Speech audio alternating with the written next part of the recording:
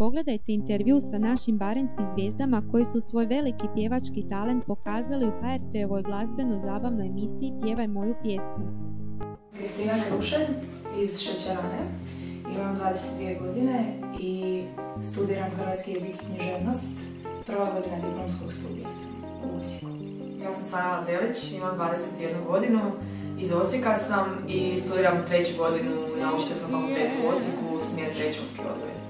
Ja sam Marija Vencel, imam 18 godina, iz Draža sam, studiram informatologiju, prvu godinu preddiplomskog studija. Evo, cure, da pitamo otkud vi kao ekipa, kako ste se našli?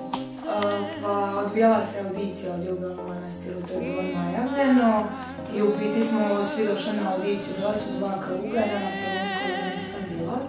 Kasnije su me napravili da se pojavim jer sam imala strašno puno obveza, pa onda sam mislila da neću uspjeti to uklopiti nikako, ali rekao za humanitarne svrhe, pa sam onda ipak odlučila otići na audiciju.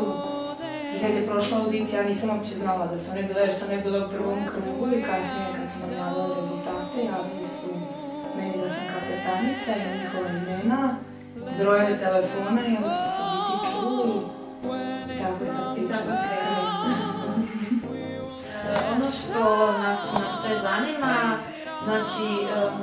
zašto uopće ste se prijavili? Zato što su me, svi su govorili, znaju da pjevam, da žele da neko lijepo predstavi grad, a i da je ta priča zapravo humanitarnog karaktera. Da će taj novac koji osvojimo, ako pobjedimo ili ako izgubimo, osvajamo novac, da će to biti za humanitarne svrhe, za neki dobar cilj. Eto, to je bio moj poriv, ja ne znam zašto djevojka također. Zašto ste se odlučili, novac pokloniti humanitarne svrhe za školsku ambulantu u Belom Manastiru? Mi smo se dvoumili. Bilo je ili za sportsku ambulantu ili je bilo za udrugu Leptirići. Znači, Kristina predstavila ideju o sportskoj ambulanti, Darko je bio uključen oko te cijele priče, znači Varenci Leptirići. I bilo je na meni i na Mariji da mi odlučimo, zato što glasali smo kao ekipa, pa i bilo je nekih nesuglasica recimo. I onda smo se dogovorili da ako sada ne prođemo, da ćemo dati novce za izgradnju sportske ambulante, a da ćemo onda mi zajedno sa ekipom iz sa Vrađa, zato što smo se jako spetelili s njima, da ćemo organizirati neki zajednički humanitarni koncert za udrugu Baranjski Leptirići. Evo, pitanje za Kristinu, je li tako? Može, od kada se bavite pjevanjem? Prije propjevala nego propričala, to mi kažu roditelji, ali nekako je ova službena priča počela negdje sa 5 godina kad sam na Osječke zumbiće krenula, a ova profesionalna, pod navodnicima profesionalna priča se zakotaljala prije 3 godine kad sam krenula na estradno pjevanje kod gospođe Ksenije Venkovske u tada organizaciji glazbeno-estradnih izvođača OGOS. I tu je nekako ta priča krenula sa satima, pa prva Draža na moru, pa su čuli osječki glazbenici da tu postoji neko novi. I onda sam krenula sa Akademija bendom i trenutno pjevam sa drugom bendom. Ja sam, od malena od vrtića, moj prvi nastup je bio u vrtiću. Solo nastup, svako prije sam imala neke solo nastupe i nastupali smo, išli smo po bolnicama i tako te humanitarne.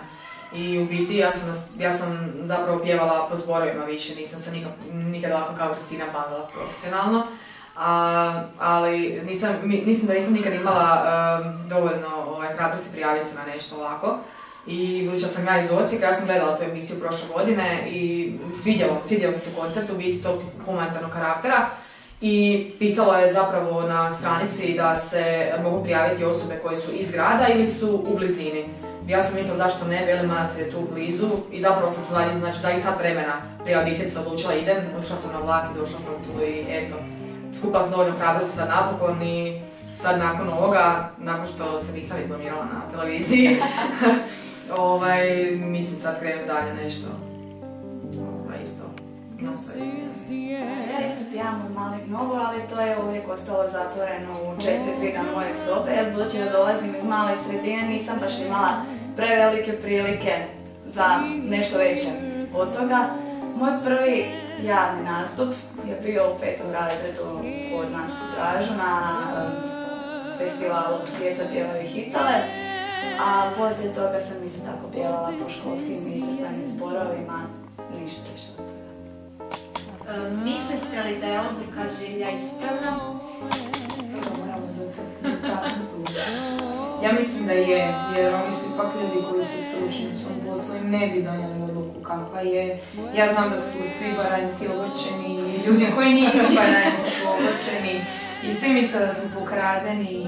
Ja gledam veću sliku, gledam ono što je proizašlo iz toga, a to je to prijateljstvo koje mi imamo. Mislim, evo sad nam se javljaju, oni će snimati emisiju, baš za par dana snimamo u sljedeću emisiju i pitaju hoćemo li doći biti u publici. Ja osobno ne mogu, tako da izrodilo se to neko prijateljstvo i ta priča će se nastaviti. To je ono što je meni bitno.